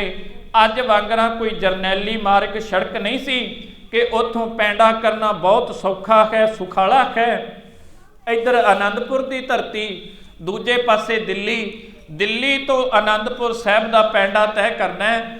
ਭਾਈ ਜੈਤਾ ਜੀ ਨੇ ਧੰਨ ਗੁਰੂ ਤੇਗ ਬਹਾਦਰ ਪਾਤਸ਼ਾਹ ਜੀ ਦੇ ਸੀਸ ਨੂੰ ਆਪਣੀ ਛਾਤੀ ਲਾਇਆ। ਪਹਿਲੇ ਦਿਨ ਜਿਵੇਂ ਹੀ ਪਾਤਸ਼ਾਹ ਜੀ ਦਾ ਸੀਸ ਜੁਦਾ ਹੋਇਆ, ਚਾਂਦਨੀ ਚੌਂਕ ਤੋਂ ਚੁੱਕ ਕੇ 40 ਮੀਲ ਦਾ ਇੱਕੋ ਇੱਕ ਦਿਨ ਵਿੱਚ ਭਾਈ ਜੈਤਾ ਜੀ ਉੱਥੋਂ ਪੈਂਡਾ ਤੈਅ ਕਰਦੇ ਆ। ਤੈਅ ਕਰਕੇ ਗੁਰੂ ਸਾਹਿਬ ਜੀ ਦੇ ਪਿਆਰੇ ਗੁਰਸਿੱਖ, ਗੁਰੂ ਦੇ ਚਰਨਾਂ ਨੂੰ ਪਿਆਰ ਕਰਨ ਵਾਲੇ, ਗੁਰੂ ਦੇ ਚਰਨਾਂ ਤੇ ਭਰੋਸਾ ਰੱਖਣ ਵਾਲੇ, ਸਭ ਤੋਂ ਪਹਿਲਾਂ ਜਿਹਦਾ ਅੱਜ ਇਲਾਕੇ ਦਾ ਨਾਮ ਵੱਡ ਖਾਲਸਾ ਹੈ, ਭਾਈ ਜੈਤਾ ਜੀ ਉਸ ਸੀਸ ਨੂੰ ਚੁੱਕ ਕੇ ਖੁਸ਼ਾਲਾ ਅਤੇ ਇੱਕ ਮੇਘਰਾਜ ਨਾਮ ਦੇ ਦੋ ਸੱਜਣ ਸਨ, ਜਿਨ੍ਹਾਂ ਨੇ ਇੱਕ ਇਲਾਕਾ, ਜਿਨ੍ਹਾਂ ਨੇ ਇੱਕ ਪਿੰਡ ਵਸਾਇਆ ਸੀ, ਜਿਹਨੂੰ ਖੁਸ਼ਹਾਲ ਗੜੀ ਦਾ ਨਾਮ ਦਿੱਤਾ ਗਿਆ ਸੀ। ਸਭ ਤੋਂ ਪਹਿਲਾਂ ਉਹ ਸੀਸ ਚੁੱਕ ਕੇ ਖੁਸ਼ਹਾਲ ਦੀ ਗੜੀ ਵਿੱਚ ਪਹੁੰਚਦੇ ਹੈ। ਖੁਸ਼ਹਾਲ ਨੂੰ ਪਤਾ ਲੱਗਦਾ ਹੈ ਕਿ ਧੰਨ ਗੁਰੂ ਤੇਗ ਬਹਾਦਰ ਪਾਤਸ਼ਾਹ ਜੀ ਦੇ ਸੀਸ ਨੂੰ ਲੈ ਕੇ ਭਾਈ ਜੈਤਾ ਜੀ ਆਏ ਹੈ, ਅਤੇ ਪਿੱਛੇ ਦੁਸ਼ਮਣ ਵੀ ਜਿਹੜਾ ਕਿ ਮੁਕਾਬਲਾ ਕਰਦੇ ਆ ਰਹੇ ਨੇ, ਲੱਭਦੇ ਆ ਰਹੇ ਨੇ, ਟੋਲਦੇ ਆ ਰਹੇ ਨੇ। ਤੇ ਉੱਥੇ ਉਹਨੇ ਆਪਣੇ ਪੁੱਤਰਾਂ ਨੂੰ ਇੱਕ ਗੱਲ ਕਹੀ, ਕਹਿੰਦਾ ਸਤਿਗੁਰੂ ਪਾਤਸ਼ਾਹ ਜੀ ਦੇ ਸੀਸ ਨੂੰ ਅਤੇ ਸਤਿਗੁਰੂ ਪਾਤਸ਼ਾਹ ਜੀ ਦੇ ਇਸ ਮਹਾਨ ਗੁਰਸਿੱਖ ਨੂੰ ਬੜੇ ਪਿਆਰ ਦੇ ਨਾਲ ਇੱਥੋਂ ਤੁਸੀਂ ਵਿਦਾ ਕਰਨਾ ਹੈ। ਜੇ ਕਿਤੇ ਪਿੱਛੇ ਦੁਸ਼ਮਣ ਆ ਕੇ ਪੁੱਛਦਾ ਕਿ ਗੁਰੂ ਦਾ ਸੀਸ ਲੈ ਕੇ ਸਿੱਖ ਤੁਹਾਡੇ ਘਰ ਵੜਿਆ, ਸਤਿਗੁਰੂ ਦਾ ਸੀਸ ਮੈਨੂੰ ਦਿਓ, ਤੇ ਬਿਲਕੁਲ ਤੁਹਾਨੂੰ ਇਸ ਗੱਲ ਦੀ ਖੁੱਲੀ ਛੁੱਟੀ ਇਜਾਜ਼ਤ ਹੈ। ਤੁਸੀਂ ਤਲਵਾਰ ਦੇ ਨਾਲ, ਖੁਸ਼ਾਲਾ ਜੀ ਕਹਿੰਦੇ ਮੇਰਾ ਸਿਰ ਵੱਢ ਕੇ ਦੇ ਦਿਓ ਜੇ, ਪਰ ਗੁਰੂ ਤੇਗ ਬਹਾਦਰ ਪਾਤਸ਼ਾਹ ਜੀ ਦੇ ਸਿੱਖ ਦਾ ਤੇ ਉਹਨਾਂ ਦੇ ਪਿਆਰੇ ਸੀਸ ਦਾ ਕਿਸੇ ਨੂੰ ਪਤਾ ਨਾ ਲੱਗਣ ਦਿਓ। ਉਹਦੇ ਜਦੋਂ ਸਿਪਾਹੀ ਘਰ ਵਿੱਚ ਆਏ, ਭਾਈ ਖੁਸ਼ਾਲੇ ਦੇ ਪੁੱਤਰਾਂ ਨੇ ਖੁਸ਼ਾਲੇ ਦਾ ਸਿਰ ਵੱਢ ਕੇ ਉਹਨਾਂ ਤੁਰਕਾਂ ਨੂੰ ਦੇ ਦਿੱਤਾ, ਉਹਨਾਂ ਸਿਪਾਹੀਆਂ ਨੂੰ ਦੇ ਦਿੱਤਾ, ਪਰ ਗੁਰੂ ਤੇਗ ਬਹਾਦਰ ਪਾਤਸ਼ਾਹ ਜੀ ਦੇ ਸੀਸ ਤੱਕ ਅਤੇ ਗੁਰੂ ਸਾਹਿਬ ਦੇ ਪਿਆਰੇ ਗੁਰਸਿੱਖ ਭਾਈ ਜੈਤੇ ਤੱਕ ਨਹੀਂ ਉਹਨਾਂ ਨੇ ਪਹੁੰਚਣ ਦਿੱਤਾ। ਉੱਥੇ ਖੁਸ਼ਾਲੇ ਦਾ ਸਿਰ ਲੈ ਕੇ ਜਦੋਂ ਉਹ ਵਾਪਸ ਮੁੜੇ, ਆਪਣੇ ਨਾਲ ਦੇ ਜਾ ਕੇ ਸਾਥੀਆਂ ਨੂੰ, ਆਗੂਆਂ ਨੂੰ ਦੱਸਦੇ ਹੈ ਕਿ ਸਿੱਖ ਗੁਰੂ ਦਾ ਸੀਸ ਲੈ ਕੇ ਨੱਠ ਗਿਆ ਸੀ ਇੱਥੋਂ, ਪਰ ਉੱਥੋਂ ਅਸੀਂ ਉਹਦੇ ਕੋਲੋਂ ਸਿਰ ਵਾਪਸ ਲੈ ਆਏ ਹਾਂ। ਜਦੋਂ ਉਹਨਾਂ ਨੇ ਸਿਰ ਵੇਖਿਆ, ਨਾਲ ਕਹਿੰਦੇ ਇਹ ਗੁਰੂ ਤੇਗ ਬਹਾਦਰ ਪਾਤਸ਼ਾਹ ਜੀ ਦਾ ਸਿਰ ਨਹੀਂ, ਇਹ ਗੁਰੂ ਤੇਗ ਬਹਾਦਰ ਪਾਤਸ਼ਾਹ ਜੀ ਦਾ ਸੀਸ ਨਹੀਂ, ਇਹ ਕਿਸੇ ਆਮ ਮਨੁੱਖ ਦਾ। ਉਹਨਾਂ ਨੇ ਜਾ ਕਰਕੇ ਉਸ ਇਲਾਕੇ ਨੂੰ, ਖੁਸ਼ਾਲਾ ਗੜੀ ਨੂੰ, ਜਿਹੜੀ ਭਾਈ ਖੁਸ਼ਾਲੇ ਨੇ ਵਸਾਈ ਸੀ, ਜਿਹਨੂੰ ਖੁਸ਼ਹਾਲ ਗੜੀ ਕਿਹਾ ਜਾਂਦਾ ਸੀ, ਸਾਰੀ ਨੂੰ, ਇਲਾਕੇ ਨੂੰ ਅੱਗ ਦੇ ਹਵਾਲੇ ਕਰ ਦਿੱਤਾ, ਕਿਉਂਕਿ ਉਹਨਾਂ ਨੇ ਤੁਰਕ ਫੌਜਾਂ ਦੇ ਨਾਲ, ਇੱਕ ਇਸਲਾਮ ਫੌਜ ਦੇ ਨਾਲ ਬਹੁਤ ਵੱਡਾ ਮਜ਼ਾਕ ਕੀਤਾ, ਉਹਨਾਂ ਨੂੰ ਝੂਠ ਬੋਲਿਆ। ਉਹਦੀ ਸਜ਼ਾ ਉਹਨਾਂ ਨੂੰ ਇਹ ਮਿਲੀ। ਬਾਅਦ ਵਿੱਚ ਉਹਨਾਂ ਨੇ ਇਹ ਫਿਰ ਤੋਂ ਭਾਈ ਖੁਸ਼ਾਲਾ ਜੀ ਦੀ ਜਿਹੜੀ ਵੰਸ਼ ਦੇ ਵਿੱਚੋਂ, ਉਹਨਾਂ ਦੇ ਪਰਿਵਾਰ ਦੇ ਵਿੱਚੋਂ ਅੱਗੇ ਜੀ ਹੋਏ, ਉਹਨਾਂ ਨੇ ਇਸ ਇਲਾਕੇ ਨੂੰ ਫਿਰ ਤੋਂ ਬਹਾਲ ਕੀਤਾ। ਇਹਦਾ ਨਾਮ ਵੱਡ ਖਾਲਸਾ ਕਰਕੇ ਰੱਖਿਆ। ਭਾਈ ਜੈਤਾ ਜੀ ਉੱਥੋਂ ਤੁਰੇ, ਉੱਥੋਂ ਚੱਲਦੇ ਹੋਏ ਉਹ ਅੱਗੇ ਪਾਤਸ਼ਾਹ ਜੀ ਦੇ ਪਿਆਰੇ ਗੁਰਸਿੱਖਾਂ ਦੇ ਘਰ ਭਾਈ ਜੈਤਾ ਜੀ ਆਪਣੀ ਛਾਤੀ ਨਾਲ ਸੀਸ ਲਾ ਕੇ ਆ ਰਹੇ ਆ, ਤੇ ਉਹਨਾਂ ਨੇ ਆਪਣਾ ਜਿਹੜਾ ਦੂਸਰਾ ਪੜਾਅ ਕੀਤਾ ਉਹ ਇੱਕ ਸ਼ੇਖ ਬਾਹੂਦੀਨ, ਬਹੁਤ ਹੀ ਇਸਲਾਮ ਦੇ ਵਿੱਚ ਪਰਪੱਕ, ਅਕਾਲ ਪੁਰਖ ਵਾਹਿਗੁਰੂ ਦੀ ਬੰਦਗੀ ਕਰਨ ਵਾਲਾ, ਅੱਲਾ ਨੂੰ ਆਪਣੇ ਨਾਲ ਅੰਗ ਸੰਗ ਸਮਝਣ ਵਾਲਾ ਸ਼ੇਖ ਬਾਹੂਦੀਨ ਦੇ ਕੋਲ ਆਏ ਹੈ। ਸ਼ੇਖ ਬਾਹੂਦੀਨ ਤੋਂ ਪੁੱਛਦੇ ਹੈ ਕਿ ਤੇਰੇ ਇਲਾਕੇ ਵਿੱਚ, ਤੇਰੇ ਨਗਰ ਵਿੱਚ ਕਿਸੇ ਸਿੱਖ ਦਾ ਘਰ ਨਹੀਂ, ਕਿ ਅਸੀਂ ਕੁਝ ਸਮਾਂ ਰੁਕ ਕੇ ਅੱਗੇ ਚਲੇ ਜਾਣਾ। ਉਹ ਦੱਸ ਪਾਉਂਦਾ ਹੈ ਕਿ ਮੇਰੇ ਪਿੰਡ ਦੇ ਵਿੱਚ ਇੱਕ ਕ੍ਰਿਸ਼ਨਪਾਲ ਨਾਂ ਦਾ ਇੱਕ ਸੱਜਣ ਰਹਿੰਦਾ ਹੈ, ਉਹਦੇ ਘਰ ਚਲਾ ਜਾ, ਉਹ ਤੇਰੀ ਪੂਰੇ ਤਰੀਕੇ ਦੇ ਨਾਲ ਮਦਦ ਕਰੇਗਾ। ਭਾਈ ਜੈਤਾ ਜੀ ਧੰਨ ਗੁਰੂ ਤੇਗ ਬਹਾਦਰ ਪਾਤਸ਼ਾਹ ਜੀ ਦਾ ਸੀਸ ਲੈ ਕੇ ਕ੍ਰਿਸ਼ਨਪਾਲ ਦੇ ਘਰ ਆਏ, ਉੱਥੇ ਕੁਝ ਸਮਾਂ ਰੁਕੇ, ਤੇ ਫਿਰ ਭਾਈ ਜੈਤਾ ਜੀ ਉੱਥੋਂ ਸਤਿਗੁਰਾਂ ਦਾ ਸੀਸ ਲੈ ਕੇ ਆਪਣੀ ਛਾਤੀ ਨਾਲ ਲਾ ਕੇ ਉੱਥੋਂ ਅੱਗੇ ਨੂੰ ਤੁਰੇ, ਤੇ ਅੱਗੇ ਤਰਾਵੜੀ ਦੇ ਇਲਾਕੇ ਵਿੱਚ ਭਾਈ ਜੈਤਾ ਜੀ ਪਹੁੰਚੇ ਹੈ। ਬਹੁਤ ਸੰਘਣੀਆਂ ਝਾੜੀਆਂ ਸੀ, ਕੰਡਿਆਂ ਨੂੰ ਲਤਾੜਦੇ ਹੋਏ, ਬੂਈਆਂ ਨੂੰ ਲਤਾੜਦੇ ਹੋਏ ਜਦੋਂ ਆਏ, ਤੇ ਅੱਗੇ ਇੱਕ ਬਹੁਤ ਮੁਗਲ ਦਾ ਇੱਕ ਦਾ ਕਿਲਾ ਹੈ, ਉਹਦੇ ਕੋਲ ਇੱਕ ਪਾਣੀ ਦਾ ਛੋਟਾ ਸੋਮਾ ਸੀ। ਉਸ ਸੋਮੇ ਦੇ ਉੱਪਰ ਇੱਕ ਧੋਬੀ ਸੱਜਣ ਕੱਪੜੇ ਧੋ ਰਿਹਾ ਸੀ, ਜਿਹਦਾ ਨਾਮ ਸੀ ਦੇਵਾ ਰਾਮ। ਦੇਵਾ ਰਾਮ ਜਦੋਂ ਕੱਪੜੇ ਧੋਂਦਾ, ਕੱਪੜੇ ਧੋ ਕੇ ਉਹ ਪੰਡ ਬਣ ਰਿਹਾ ਸੀ ਕੱਪੜਿਆਂ ਧੋਤਿਆਂ ਦੀ, ਕਿਉਂਕਿ ਸ਼ਾਹੀ ਫੌਜਾਂ ਦੇ ਕੱਪੜੇ ਧੋਂਦਾ ਸੀ। ਜਦੋਂ ਉਹਨੇ ਝਾੜੀਆਂ ਨੂੰ ਅਤੇ ਕੰਡਿਆਂ ਨੂੰ ਲਤਾੜਦਿਆਂ ਦੀ ਉਹਦੇ ਕੰਨਾਂ ਵਿੱਚ ਆਵਾਜ਼ ਪਈ ਤੇ ਪੁੱਛਣ ਲੱਗਾ, ਭਾਈ ਕੌਣ ਹੈ? ਤੇ ਅੱਗੋਂ ਆਵਾਜ਼ ਆਪਣੇ ਦੀ ਜਾਣ ਕੇ, ਆਪਣੇ ਦੀ ਆਵਾਜ਼ ਪਹਿਚਾਣ ਕੇ ਭਾਈ ਜੈਤਾ ਜੀ ਦੱਸਦੇ ਆ ਕਿ ਭਾਈ ਮੈਂ ਧੰਨ ਗੁਰੂ ਤੇਗ ਬਹਾਦਰ ਪਾਤਸ਼ਾਹ ਜੀ ਦਾ ਸਿੱਖ। ਤੇ ਉਹਨੇ ਇਸੇ ਤਰ੍ਹਾਂ ਜਦੋਂ ਸੁਣਿਆ ਤੇ ਨਾਲ ਹੀ ਦੇਵਾ ਰਾਮ ਜੀ ਕਹਿਣ ਲੱਗੇ, ਭਾਈ ਸਿੱਖ ਦੀ ਮਦਦ ਨਾ ਕਰਾਂ, ਸਿੱਖ ਹੋਣ ਦੇ ਨਾਤੇ ਸਿੱਖ ਦੀ ਮਦਦ ਨਾ ਕਰਾਂ, ਇਹ ਕਿਵੇਂ ਹੋ ਸਕਦਾ? ਤੂੰ ਬੁਈਆਂ ਦੇ ਵਿੱਚ ਲੁਕੇ, ਤੂੰ ਝਾੜੀਆਂ ਵਿੱਚ ਲੁਕੇ, ਆ ਮੈਂ ਤੈਨੂੰ ਗਰੀਬ ਹਾਂ, ਆ ਮੈਂ ਤੈਨੂੰ ਘਰ ਲੈ ਕੇ ਚੱਲਦਾ, ਜਿਵੇਂ ਹੋਇਆ ਤੇਰੀ ਮਦਦ ਕਰੂੰਗਾ। ਭਾਈ ਜੈਤਾ ਜੀ ਅਤੇ ਦੇਵਾ ਰਾਮ ਦੋਵੇਂ ਕੱਪੜਿਆਂ ਦੀ ਉਸ ਪੰਡ ਨੂੰ ਚੁੱਕ ਕੇ ਧੰਨ ਗੁਰੂ ਤੇਗ ਬਹਾਦਰ ਪਾਤਸ਼ਾਹ ਜੀ ਦਾ ਸੀਸ ਛਾਤੀ ਨਾਲ ਲਾ ਕੇ ਉਹਦੇ ਘਰ ਗਏ। ਅੱਗੇ ਦੇਵਾ ਰਾਮ ਆਪਣੀ ਪਤਨੀ ਨੂੰ ਆਵਾਜ਼ ਮਾਰਦੇ ਆ, ਭਾਗਵਾਨੇ ਘਰ ਗੁਰੂ ਤੇਗ ਬਹਾਦਰ ਪਾਤਸ਼ਾਹ ਜੀ ਦਾ ਸਿੱਖ ਆਇਆ, ਆਪਾਂ ਇਹਨਾਂ ਦੀ ਮਦਦ ਕਰਾਂਗੇ। ਪਤਨੀ ਨੂੰ ਵੀ ਬਹੁਤ ਖੁਸ਼ੀ ਚੜੀ, ਉਹਨੇ ਬਹੁਤ ਸ਼ੁਕਰ ਮਨਾਇਆ ਕਿ ਅੱਜ ਗੁਰੂ ਦਾ ਸਿੱਖ ਆਇਆ। ਤੇ ਨਾਲ ਭਾਈ ਜੈਤਾ ਜੀ ਦੇ ਦੀਵਾ ਜਗਾਇਆ, ਦੀਵੇ ਦੀ ਰੋਸ਼ਨੀ ਵਿੱਚ ਭਾਈ ਜੈਤਾ ਜੀ ਦਾ ਚਿਹਰਾ ਚਮਕਿਆ, ਹੱਥ ਵਿੱਚ ਇੰਜ ਲੱਗਿਆ ਵੀ ਕੁਝ ਫੜਿਆ ਹੋਇਆ। ਉਹਨਾਂ ਨੇ ਕਿਹਾ, ਤੁਹਾਡੇ ਕੋਲੇ ਬਹੁਤ ਕੀਮਤੀ ਧਨ ਜਾਂ ਖਜ਼ਾਨਾ ਹੋਊਗਾ, ਲਿਆਓ ਸਾਨੂੰ ਦਿਓ, ਇਹ ਅਸੀਂ ਕੀਮਤੀ ਖਜ਼ਾਨੇ ਨੂੰ ਸੰਭਾਲ ਕੇ ਰੱਖ ਦਿੰਦੇ ਹਾਂ, ਕੱਲ ਨੂੰ ਸਾਡੇ ਤੋਂ ਜਾਣ ਲੱਗਿਆ ਤੁਸੀਂ ਵਾਪਸ ਲੈ ਲਿਓ ਜੇ। ਭਾਈ ਜੈਤਾ ਜੀ ਕਹਿੰਦੇ, ਤੁਹਾਨੂੰ ਕੀ ਦੱਸਾਂ, ਇਹ ਕਿਹੜਾ ਕੀਮਤੀ ਖਜ਼ਾਨਾ ਹੈ, ਜੇ ਜਾਨ ਵਾਰ ਕੇ ਵੀ ਕੋਈ ਮੰਗੇ ਇਹ ਮੈਂ ਕਦੀ ਵੀ ਕਿਸੇ ਨੂੰ ਦੇਵਾਂਗਾ ਨਹੀਂ। ਭਾਈ ਜੈਤਾ ਜੀ ਨੂੰ ਪਿਆਰ ਨਾਲ ਪੁੱਛਦੇ ਨੇ, ਤੂੰ ਗੁਰੂ ਤੇਗ ਬਹਾਦਰ ਪਾਤਸ਼ਾਹ ਜੀ ਦਾ ਸਿੱਖ ਹੈ, ਧੰਨ ਗੁਰੂ ਤੇਗ ਬਹਾਦਰ ਪਾਤਸ਼ਾਹ ਜੀ ਦੇ ਘਰ ਦੀ ਕੋਈ ਗੱਲ ਸੁਣਾ। ਧੰਨ ਗੁਰੂ ਤੇਗ ਬਹਾਦਰ ਪਾਤਸ਼ਾਹ ਜੀ ਕਿਸ ਹਾਲਾਤ ਵਿੱਚ ਨੇ? ਧੰਨ ਗੁਰੂ ਤੇਗ ਬਹਾਦਰ ਪਾਤਸ਼ਾਹ ਜੀ ਦੇ ਚਰਨਾਂ ਦਾ ਪਿਆਰ ਮੰਨਣ ਨੂੰ ਬਹੁਤ ਚਿੱਤ ਕਰਦਾ ਹੈ, ਉਹਨਾਂ ਵਾਸਤੇ ਅਸੀਂ ਇੱਕ ਘਰ ਵਿੱਚ ਕੱਪੜਾ ਚਾਦਰ ਬਣਾ ਕੇ ਰੱਖੀ ਹੈ, ਕਿਤੇ ਗੁਰੂ ਦੀ ਨਗਰੀ ਵਿੱਚ ਜਾਵੇਂ। ਹੁਣ ਤੂੰ ਗੁਰੂ ਦੀ ਨਗਰੀ ਵਿੱਚ ਜਾਵੇਂ ਤੇ ਗੁਰੂ ਨੂੰ ਜਾ ਕੇ ਤਰਲਾ ਲਈ, ਬੇਨਤੀ ਕਰੀ ਕਿ ਤੁਹਾਨੂੰ ਤੁਹਾਡਾ ਗਰੀਬ ਨਿਮਾਣਾ ਸਿੱਖ ਦੇਵਾ ਰਾਮ ਧੋਬੀ ਦਾ ਕਿੱਤਾ ਕਰਨ ਵਾਲਾ ਚੇਤੇ ਕਰਦਾ ਸੀ। ਮੈਂ ਸਤਿਗੁਰੂ ਜੀ ਘਰ ਆਉਣਗੇ, ਮੈਂ ਸਤਿਗੁਰਾਂ ਦੇ ਚਰਨਾਂ ਵਿੱਚ ਇੱਕ ਚਾਦਰ ਭੇਟ ਕਰਕੇ ਗੁਰੂ ਦੀ ਖੁਸ਼ੀ ਲਵਾਂ। ਜਦੋਂ ਭਾਈ ਜੈਤਾ ਜੀ ਨੇ ਭਾਈ ਦੇਵਾ ਰਾਮ ਤੇ ਉਹਦੀ ਪਤਨੀ ਦੀ ਜ਼ੁਬਾਨ ਤੋਂ ਸਾਰੀ ਗੱਲ ਸੁਣੀ, ਸੁਣ ਕਰਕੇ ਭਾਈ ਦੇਵਾ ਰਾਮ ਜੀ ਨੂੰ ਅਤੇ ਉਹਨਾਂ ਦੀ ਪਤਨੀ ਨੂੰ ਕੁਝ ਬੋਲ ਕੇ ਕਹਿਣ ਤੋਂ ਪਹਿਲਾਂ ਗਲ ਭਰ ਆਇਆ, ਕਹਿ ਕੁਝ ਨਾ ਸਕੇ ਤੇ ਨਾਲ ਕਹਿੰਦੇ ਕਿ ਭਾਈ ਕੁਝ ਸਮਾਂ ਆਰਾਮ ਕਰਨਾ ਤੇ ਫਿਰ ਮੈਂ ਅੱਗੇ ਜਾਣਾ। ਤੇ ਨਾਲ ਕਹਿੰਦੇ ਵੀ ਆਹ ਕੀਮਤੀ ਖਜ਼ਾਨਾ ਤੁਹਾਡੇ ਮੈਂ ਹਵਾਲੇ ਨਹੀਂ ਕਰ ਸਕਦਾ।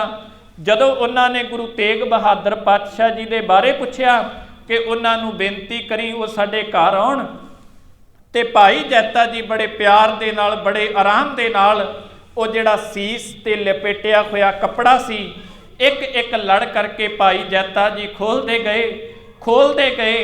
ਜਿਵੇਂ ਅਖੀਰਲਾ ਲੜ ਖੋਲਿਆ, ਨਾਲ ਉਹਨਾਂ ਨੇ ਝਾਤ ਮਾਰੀ ਤੇ ਨਜ਼ਰ ਆਇਆ ਗੁਰੂ ਤੇਗ ਬਹਾਦਰ ਪਾਤਸ਼ਾਹ ਜੀ ਦਾ ਕੱਲਾ ਸੀਸ, ਚਾਦਰ ਵਿਛਾਈ, ਪਲੰਘ ਡਾਇਆ, ਚਾਦਰ ਵਿਛਾਈ ਤੇ ਪਿਆਰ ਦੇ ਨਾਲ ਗੁਰੂ ਤੇਗ ਬਹਾਦਰ ਪਾਤਸ਼ਾਹ ਜੀ ਦਾ ਸੀਸ ਭਾਈ ਜੈਤਾ ਜੀ ਨੇ ਉਸ ਪਲੰਘ ਤੇ ਟਿਕਾ ਦਿੱਤਾ।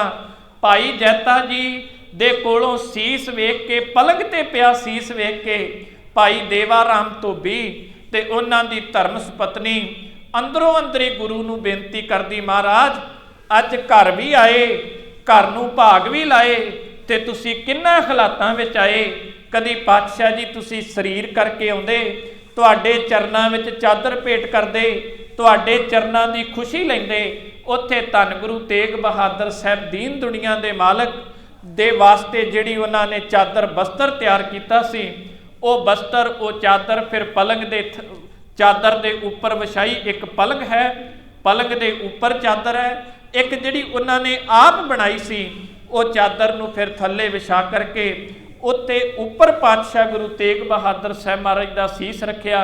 ਸਤਿਗੁਰੂ ਗੁਰੂ ਤੇਗ ਬਹਾਦਰ ਪਾਤਸ਼ਾਹ ਜੀ ਦੇ ਗੁਰਸਿੱਖ ਭਾਈ ਜੈਤਾ ਜੀ ਨੂੰ ਕਹਿੰਦੇ ਨੇ, ਤੁਸੀਂ ਥੱਕੇ ਹੋਵੋਗੇ, ਤੁਸੀਂ ਬਹੁਤ ਲੰਮਾ ਪੈਂਡਾ ਤੈਅ ਕੀਤਾ ਹੈ, ਬਹੁਤ ਹੀ ਮੁਸ਼ਕਲ ਭਰੇ ਰਸਤੇ ਦੇ ਵਿੱਚੋਂ ਤੁਸੀਂ ਗੁਜ਼ਰ ਕੇ ਆਏ ਹੋ, ਤੁਸੀਂ ਕੁਝ ਸਮਾਂ ਆਰਾਮ ਕਰੋ, ਅਸੀਂ ਸਤਿਗੁਰੂ ਪਾਤਸ਼ਾਹ ਜੀ ਦੇ ਸੀਸ ਦੇ ਕੋਲ ਬਹਿ ਕੇ ਗੁਰੂਦੇਵ ਦੇ ਸੀਸ ਦੀ ਸੇਵਾ ਕਰਾਂਗੇ। ਭਾਈ ਜੈਤਾ ਜੀ ਕੁਝ ਸਮਾਂ 2 ਘੜੀਆਂ ਆਰਾਮ ਕਰਨ ਲੱਗੇ ਅਤੇ ਭਾਈ ਦੇਵਾ ਰਾਮ ਉੱਥੇ ਸਤਿਗੁਰੂ ਗੁਰੂ ਤੇਗ ਬਹਾਦਰ ਸਾਹਿਬ ਦੇ ਸੀਸ ਦੇ ਉੱਪਰ ਸਾਰੀ ਰਾਤ ਕੱਪੜਾ ਬਣਾ ਕੇ ਚੌਰ ਸਾਹਿਬ ਕਰਦੇ ਰਹੇ। ਨਾਲੇ ਅੱਖਾਂ ਦੇ ਵਿੱਚੋਂ ਜਲ ਭਰ ਆਉਂਦਾ ਸੀ, ਅੱਖਾਂ ਦੇ ਵਿੱਚੋਂ ਜਲ ਸਾਫ਼ ਕਰ ਲੈਂਦੇ ਸੀ, ਫਿਰ ਅੱਖਾਂ ਵਿੱਚੋਂ ਜਲ ਭਰ ਆਉਂਦਾ। ਪਾਤਸ਼ਾਹ ਗੁਰੂ ਤੇਗ ਬਹਾਦਰ ਸਾਹਿਬ ਦੇ ਸੀਸ ਨੂੰ ਨਾਲੇ ਤੱਕਦੇ ਰਹਿੰਦੇ, ਨਾਲੇ ਦੋਵੇਂ ਪਤੀ ਪਤਨੀ ਸਾਰੀ ਰਾਤ ਚੌਰ ਸਾਹਿਬ ਕਰਦੇ ਰਹੇ। 2 ਘੜੀਆਂ ਤੋਂ ਬਾਅਦ ਭਾਈ ਜੈਤਾ ਜੀ ਕਹਿੰਦੇ ਆ, ਲਿਆਓ ਦਿਓ ਮੈਨੂੰ ਸੀਸ, ਮੈਂ ਅਗਲਾ ਪੈਂਡਾ ਤੈਅ ਕਰਨਾ ਹੈ। ਉੱਥੋਂ ਸੀਸ ਚੁੱਕਿਆ, ਉਸੇ ਚਾਦਰ ਵਿੱਚ ਲਪੇਟਿਆ, ਛਾਤੀ ਨਾਲ ਲਾਇਆ ਤੇ ਭਾਈ ਜੈਤਾ ਜੀ ਉੱਥੋਂ ਤੁਰਦੇ ਆ ਤੇ ਅਗਲੇ ਇਲਾਕੇ ਵੱਲ ਨੂੰ ਅੰਬਾਲੇ ਦੇ ਇਲਾਕੇ ਵਿੱਚ ਆਉਂਦੇ ਆ। ਅੰਬਾਲੇ ਦੇ ਵਿੱਚ ਇੱਕ ਕੈਥਲ ਮਾਜਰੀ ਨਗਰ ਦੇ ਵਿੱਚ ਉਹ ਆਪਣਾ ਨਿਵਾਸ ਕਰਦੇ ਆ। ਉੱਥੇ ਇੱਕ ਰਵਿਦਾਸੀਆ ਸਿੱਖ ਹੈ, ਗੁਰੂ ਦਾ ਪਿਆਰਾ ਅਤੇ ਗੁਰੂ ਦੇ ਪ੍ਰੇਮ ਦੇ ਨਾਮ ਦੇ ਰੰਗ ਵਿੱਚ ਭਿੱਜਿਆ ਹੋਇਆ। ਉਹਦੇ ਘਰ ਧੰਨ ਗੁਰੂ ਤੇਗ ਬਹਾਦਰ ਪਾਤਸ਼ਾਹ ਜੀ ਦਾ ਸਿੱਖ ਭਾਈ ਜੈਤਾ ਜੀ ਪਹੁੰਚੇ। ਉਹਦਾ ਨਾਮ ਸੀ ਰਾਮਦੇਵ ਜੀ।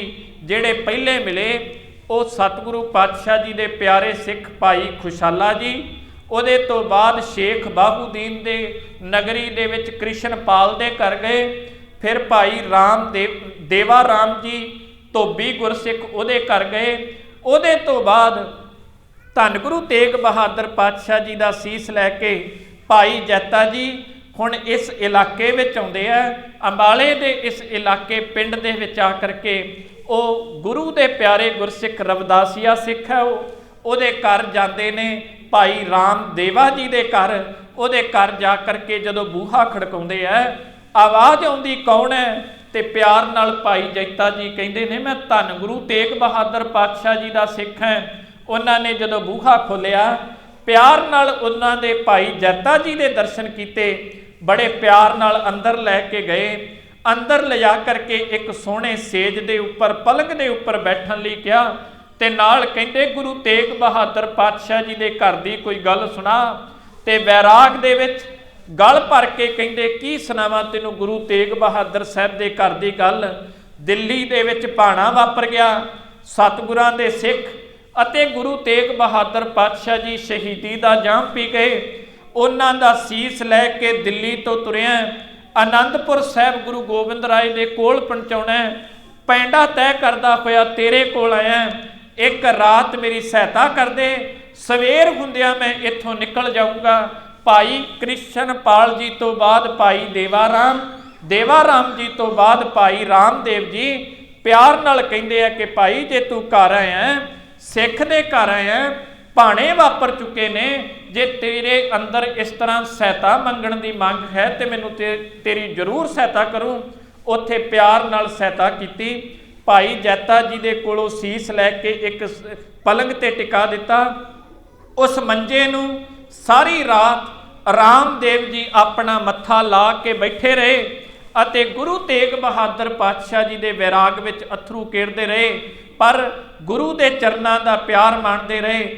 ਰਾਤ ਬੀਤੀ ਤੇ ਭਾਈ ਜੈਤਾ ਜੀ ਭਾਈ ਰਾਮਦੇਵ ਜੀ ਦੇ ਘਰ ਦੇ ਵਿੱਚੋਂ ਸਤਿਗੁਰਾਂ ਦਾ ਸੀਸ ਉਥੇ ਤਰ੍ਹਾਂ ਛਾਤੀ ਨਾਲ ਲਾ ਕੇ ਅੱਗੇ ਨੂੰ ਜਾਂਦੇ ਨੇ।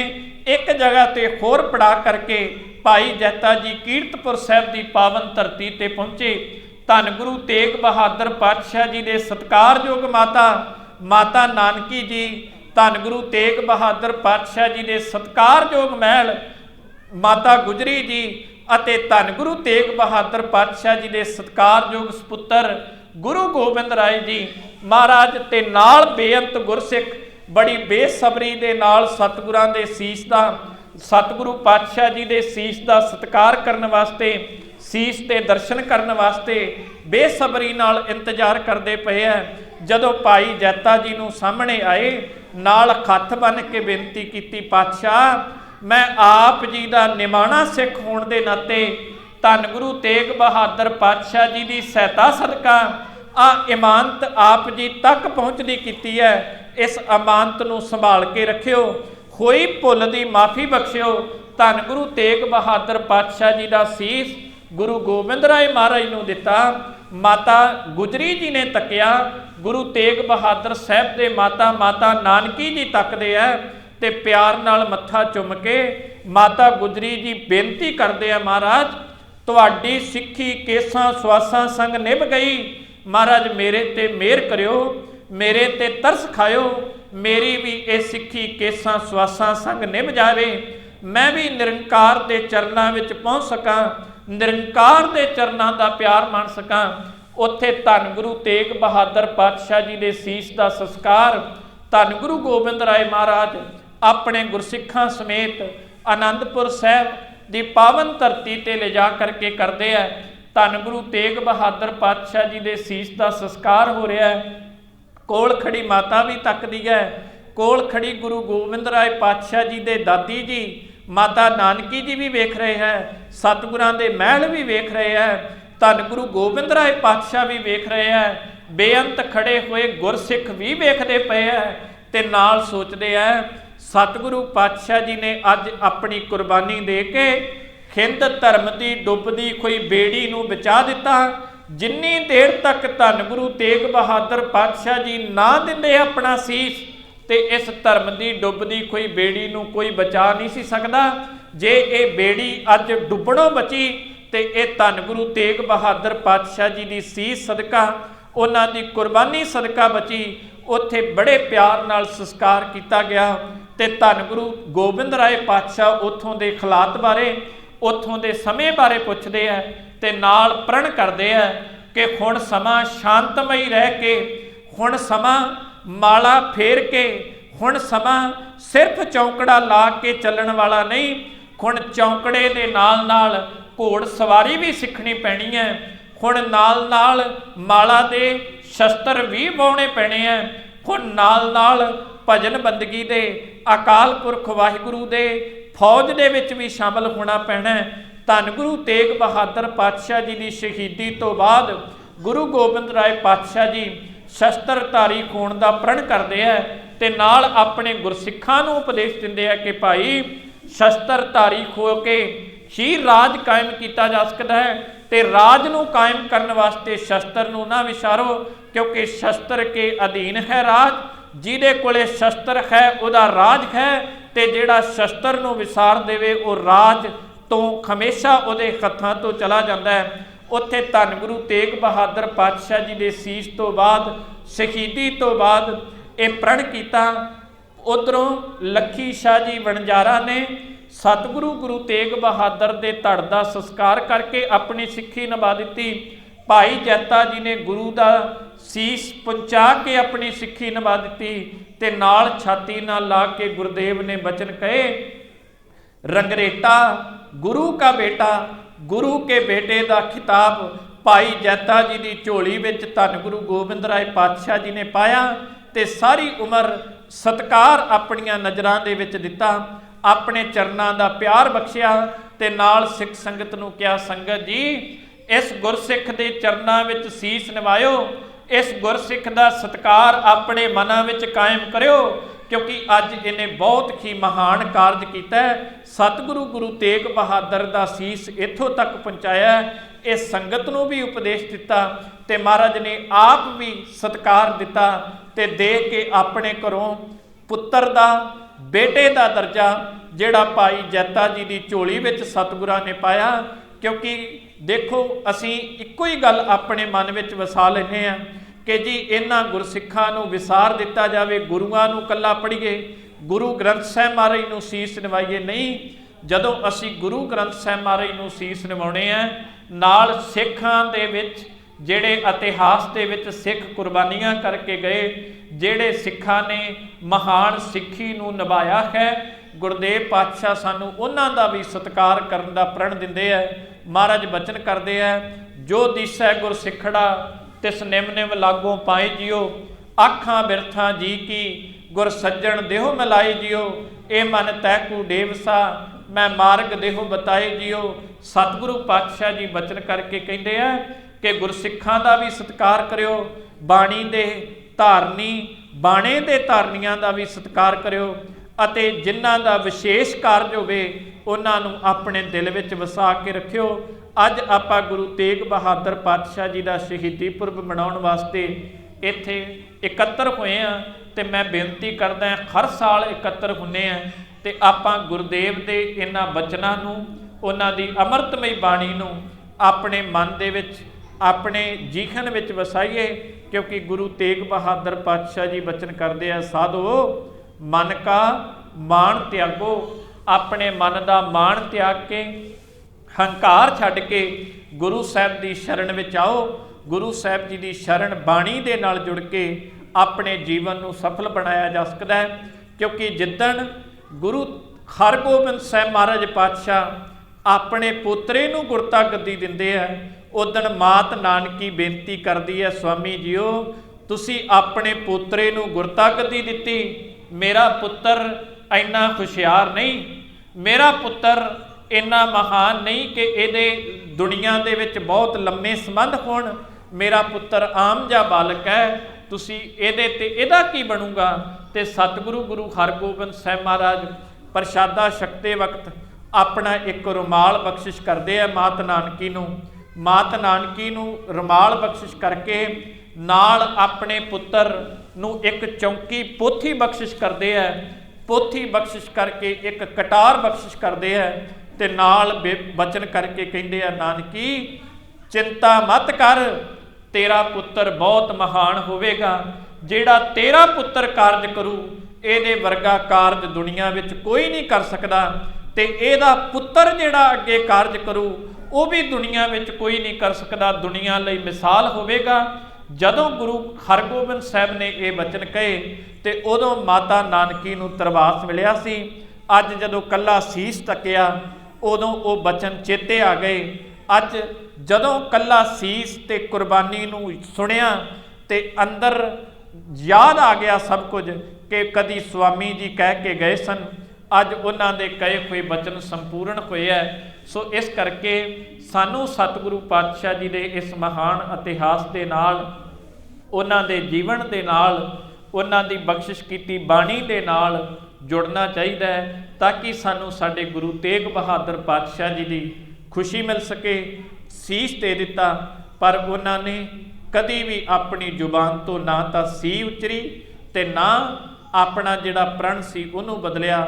ਜਿੱਦਣ ਗੁਰੂ ਦੀ ਸ਼ਹੀਦੀ ਹੋ ਗਈ, ਸੰਸਾਰ ਵਿੱਚ ਹਾਏ ਹਾਏ ਹੋ ਰਹੀ ਸੀ, ਪਰ ਸੁਰਲੋਕ ਦੇ ਵਿੱਚ ਗੁਰੂ ਗੋਬਿੰਦ ਸਿੰਘ ਪਾਤਸ਼ਾਹ ਕਹਿੰਦੇ ਜੈ ਜੈਕਾਰ ਹੋ ਰਹੀ ਸੀ। ਸਤਿਗੁਰਾਂ ਦੇ ਬਚਨ ਬੜੇ ਪਿਆਰੇ ਨੇ, ਠੀਕਰ ਫੋਰ ਦਲੀਸ ਸਿਰ ਪ੍ਰਭਪੁਰ ਕੀਓ ਪਿਆਨ, ਤੇਗ ਬਹਾਦਰ ਸੀ ਕਿਰਿਆ ਕਰੀ ਨਾ ਕਿਨਹੂ ਆਣ, ਤੇਗ ਬਹਾਦਰ ਕੇ ਚਲਤ ਭਇਓ ਜਗਤ ਕੋ ਸੋਕ, ਖੈ ਖੈ ਸਭ ਜਗ ਭਇਓ ਜੈ ਜੈ ਜੈ ਸੁਰਲੋਕ।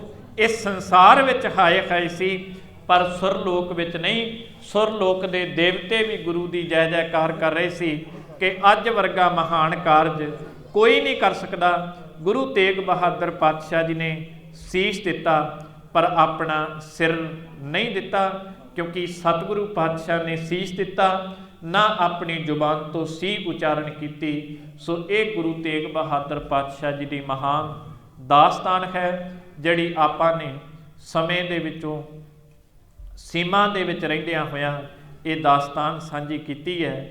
ਸੋ ਸਤਿਗੁਰੂ ਸਤਿ ਸ੍ਰੀ ਅਕਾਲ। ਗੁਰੂ ਸਾਹਿਬ ਕਿਰਪਾ ਕਰਨ, ਸਾਨੂੰ ਸਾਰਿਆਂ ਨੂੰ ਆਪਣੇ ਚਰਨਾਂ ਦਾ ਪਿਆਰ ਅਤੇ ਬਾਣੀ ਦੇ ਨਾਲ ਜੁੜਨ, ਬਾਣੇ ਦੇ ਨਾਲ ਜੁੜਨ, ਤਾਂ ਕਿ ਅਸੀਂ ਗੁਰੂ ਦੀ ਮਿਲੀ ਹੋਈ ਸਿੱਖੀ ਨੂੰ ਕੇਸਾਂ ਸਵਾਸਾਂ ਸੰਗ ਨਿਭਾ ਸਕੀਏ। ਸਤਿਗੁਰੂ ਗੁਰੂ ਗ੍ਰੰਥ ਸਾਹਿਬ ਮਹਾਰਾਜ ਪਾਤਸ਼ਾਹ ਜੀ ਦਾ ਬਹੁਤ ਬਹੁਤ ਧੰਨਵਾਦ, ਜਿਨ੍ਹਾਂ ਨੇ ਅਪਾਰ ਕਿਰਪਾ ਕੀਤੀ, ਇਹ ਮਹਾਨ ਬਖਸ਼ਿਸ਼ ਕੀਤੀ ਤੇ ਅੱਜ ਆਪਾਂ ਇਹ ਸ਼ਹੀਦੀ ਪੁਰਬ ਮਨਾਇਆ ਹੈ। ਫਿਰ ਇੱਥੇ ਬਹੁਤ ਹੀ ਪਿਆਰ ਯੋਗ, ਸਤਿਕਾਰਯੋਗ ਸੇਵਾ ਨਿਭਾ ਰਹੇ ਸਾਡੇ ਸਤਿਕਾਰ